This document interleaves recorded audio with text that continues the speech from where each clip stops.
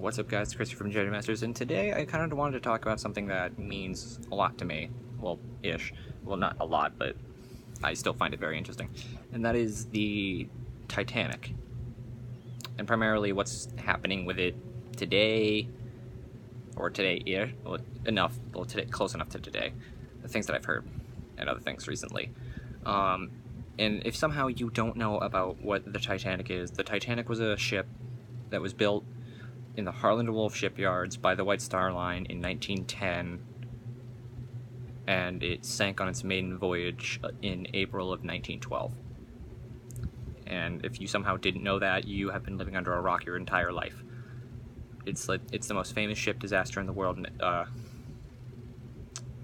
Like when a ship disaster like the Costa Concordia, when it went down or sideways, the news that I was watching called it the next Titanic. That's how influential the Titanic has been on maritime history and on history itself. But if you've ever been to any of the exhibits or exhibitions or anything like that, there's a very famous one in Las Vegas. I went to one in Florida, and there's quite a few others. I think there's one like not Minnesota, but somewhere in the south. I don't remember where it is, but it has a very cool entrance. It's literally the bow of the ship, and it's massive, and I want to go there. But here's kind of where my kind of makes me a hypocrite by saying that is I do appreciate those artifacts and everything, but I kind of feel as if those relics, like, I mean, well, not like the plates and the cups and the silverware and the ticket book, or not the tickets because those are paper, just small like little things, other things like that, like things that were personally part of the ship, like they had the White Star Line logo on them, they have the red flag with the white star. Those are fine, but what kind of makes it weird for me is seeing people's personal items like watches and glasses, boots, like these glasses, boots, other bits of clothing, books, shit like that. And I feel like those items should have been left there. And as you know, or if you don't, or if somehow you still don't know, when the Titanic sank, it wasn't able to be found for like a good 70 years or so. And it was found by Dr. Robert Ballard and his crew. And a very interesting, very little known thing is Dr. Robert Ballard, his dive to Titanic wasn't the initial plan, or they wanted to get to that, but in order to get permission from the government, the government said, okay, we need you to do these two things first.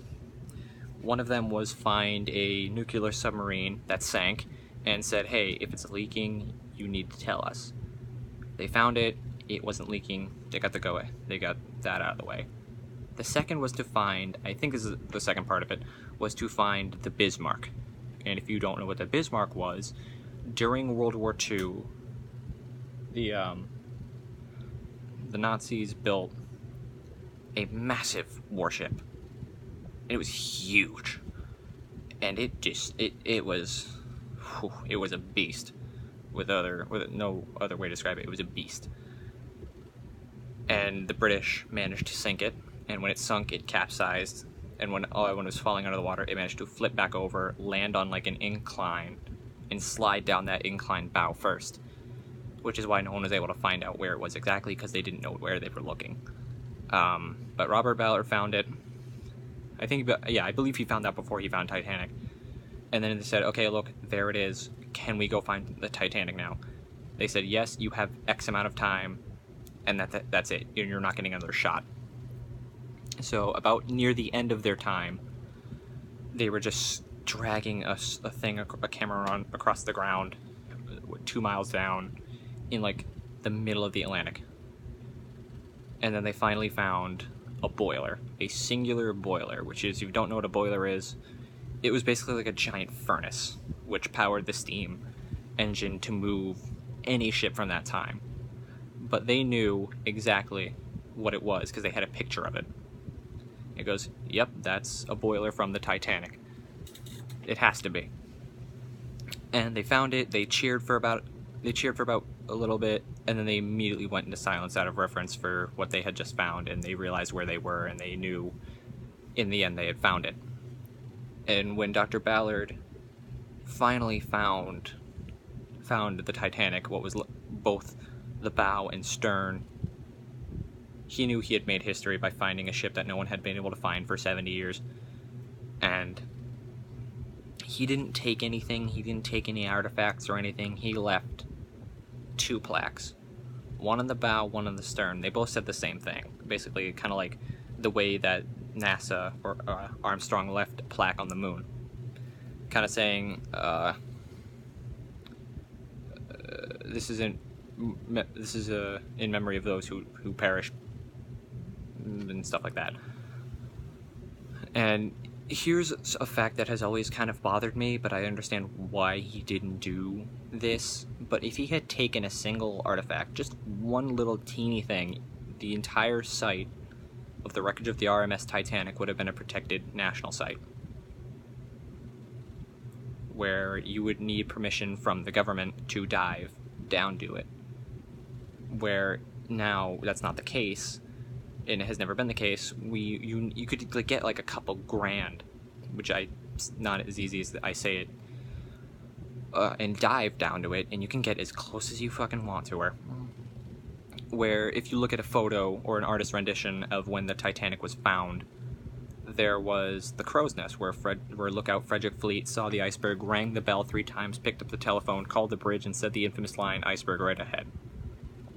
And the movie didn't get that wrong. The response he received was "thank you," and it was there. The crow's nest was still there on the main mast when they found the Titanic. But if you go see it now, or if you see photos or videos of it now, it's no longer there because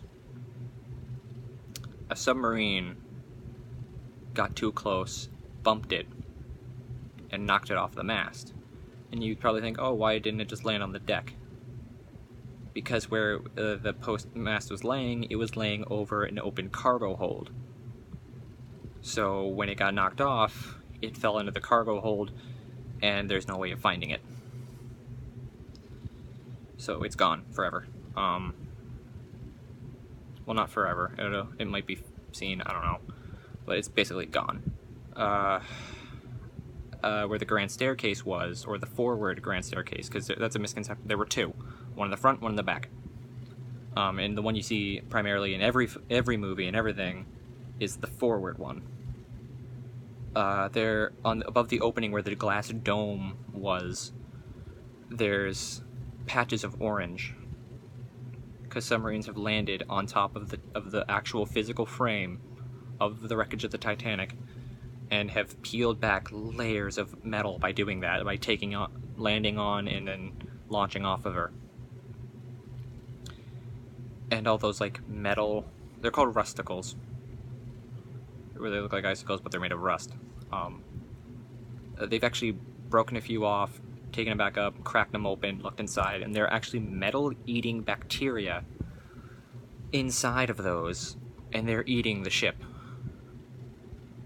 So I think within the next, I think they said 100 years, not even, a couple, maybe, we're losing it.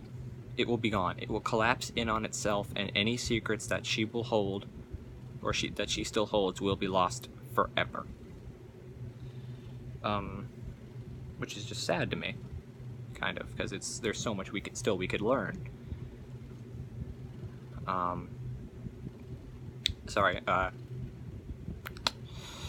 There's always this weird big thing in the movies too, like I think even in Titanic, how they said the screams lasted for a while, and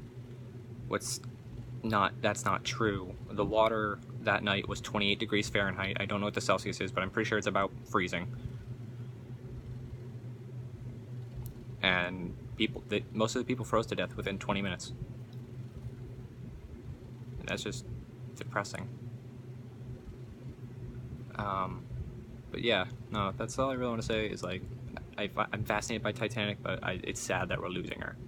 And if you guys get the opportunity, there's a 2012 documentary done by the BBC that took all like the Marconi wireless transmissions from that night and made it into or they put it into a speech synthesizer, and it turned it into full-blown conversations between every ship that responded to Titanic that night and went to her, which was more than one. There was pretty much any ship that could hear her raced to save her, and they obviously only one got there and found about 800.